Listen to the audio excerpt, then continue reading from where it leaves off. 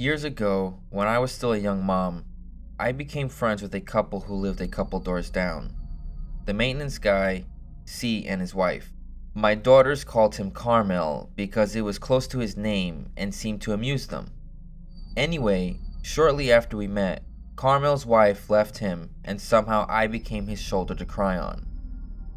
He would tell me how he parked in front of the house where she was now living for 4 hours to give her roses, despite her telling him not to contact her, for instance. No matter how much I told him he was never going to win her back by refusing to respect her requests, he kept doing things like this.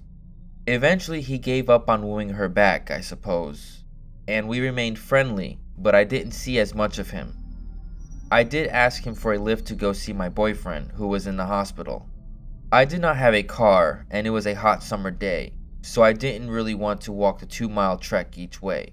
He dropped me off, and after my visit, I walked home as I originally planned, arriving home in time for my ex to drop off my daughters, all three of whom were kindergarten age or younger. The following day, I was out of cigarettes. My youngest two were napping, and my 5-year-old was awake. I admittedly didn't use good judgment when I walked across the way to my neighbors to bum a cigarette, even if I could hear my daughters if they called out. I was gone about 3 to 5 minutes. As soon as I got home, my daughter told me Carmel had called while I was gone. I called him to see what he needed. He had inquired why I didn't call him yesterday for him to pick me up. I told him I didn't need a lift home, and after a minute or two of conversation, I hung up. As I did, my daughter said to me, "Mom, I don't know if you want to know, but I think you want to." I asked what she was talking about. She said to me, "When Carmel called yesterday, he said he likes to take off his clothes and play with himself, and if I wanted to watch." Obviously, that was the end of my acquaintance with Carmel, but it was not the end of the story. I filed a police report, but they couldn't really take action because they said a crime had not been committed. I told the apartment manager what happened, and Carmel was fired. However, in the months that followed, my middle daughter started saying odd things when she woke up at night. She'd always awakened at night to go potty or to get a drink in her semi-conscious state, and then always settled back to sleep instantly. But now, she had said that Carmel talked to her at the window on several different occasions. I wondered if it was her imagination even, but every time she said it, she told me that he said he would be her friend if she let him in, and it happened every time she said he was at the window. It was scary, but I felt confident enough. After all, I was always home at night and would do anything to protect my girls. These things never happened before midnight, and I was always up until later than that. Then one night, I hired a babysitter while I went to a dance with my boyfriend. We got home around 10:30 or so, only to find the police at my apartment. An unidentified male had tried to convince the babysitter to open the door to him. She said he yelled at her when she wouldn't open the door and that he had walked around to the patio and started waggling his tongue at her through the window, so she called the police. My oldest daughter told me that it was Carmel. So, even after 2 police reports, it did not end. The final incident was when I awakened to loud pounding at my front door. I looked through the peephole and it was a police officer. I invited her in, and she said they received a phone call about a man looking into one of the windows of my apartment, my daughter's room. She said the caller had apparently startled him and he ran, but the caller was able to get a license plate number. That was the last time he messed with my family, but it was not the last I heard about him. My boyfriend ran into him at a convenience store a few months later and said Carmel acted like nothing had happened and they were just great friends.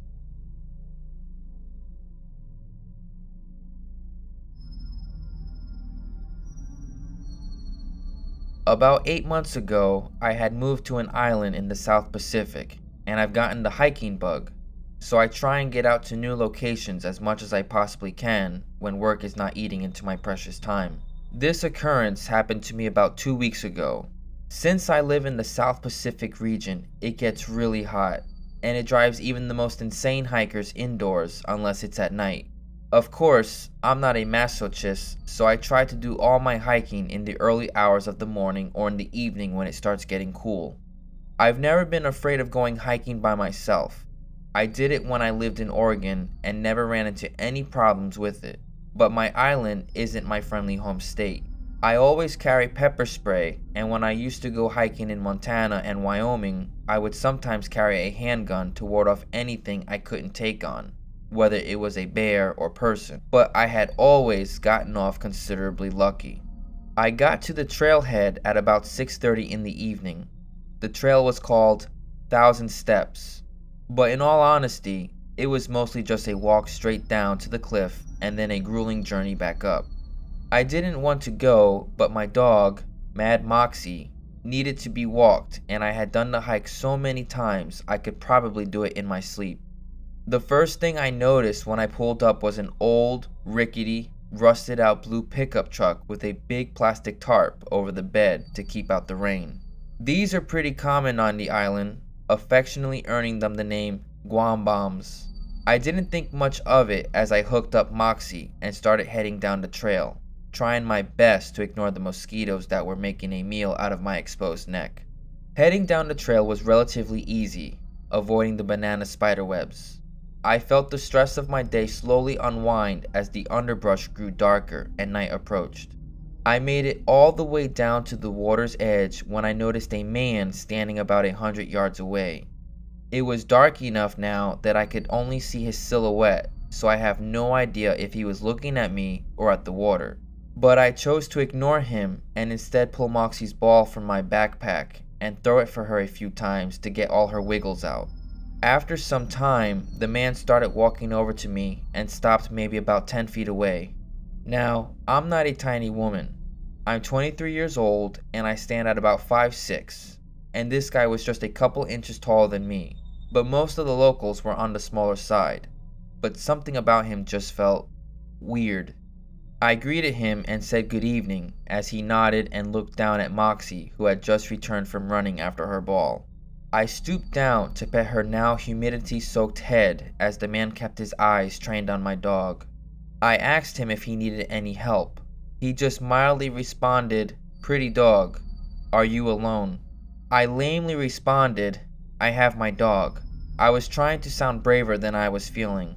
I tried to emphasize on the fact that I had my dog with me, but the man seemed unfazed by my statement. He then told me to have a good night, and then turned around and started walking back towards the trailhead. I watched his shadow disappear into the trees and waited for about half an hour before I too started walking back towards the path, my mind on high alert as Moxie pulled me through the trees and up the cliffside. The crickets pierced the night as I climbed the steps, illuminated by my flashlight. My hands were full with Moxie's leash and my light, but you could bet that I would have my pepper spray out if I had an extra hand. Finally, my light pierced the trees at the top and I practically booked it up the hill. When I got to the top, a sudden sense of dread and fear hit me. The rusted blue pickup truck was sitting in the parking lot still, but their passenger side door was practically touching my car driver's side. Inside the car, I could faintly see two men sitting in the cab and I could feel them watching me. Slowly, I approached my car, walking as far over to the passenger side as I could and kept Moxie close with me as I opened the door and crawled over to the driver's side. At that moment, the door of the pickup truck flew open and my dog started going crazy, barking at the two people who were now outside of their car and trying to break into mine. Heart in my chest, I rammed the keys into the ignition and tore out of the parking lot so quickly I nearly took my mirror off. I called my mom as soon as I got home and she begged me to call the police. Unfortunately, the police here on the island aren't as vigilant as they are on the mainland, and that area is known for car thefts, mugging, and other debaucheries, as I learned from my coworkers later that week. Earlier this month, another girl actually disappeared from that area without a trace, and it makes me wonder if the men in the blue pickup truck didn't have something to do with it. If I didn't have Moxie with me, I wondered what would have been my fate.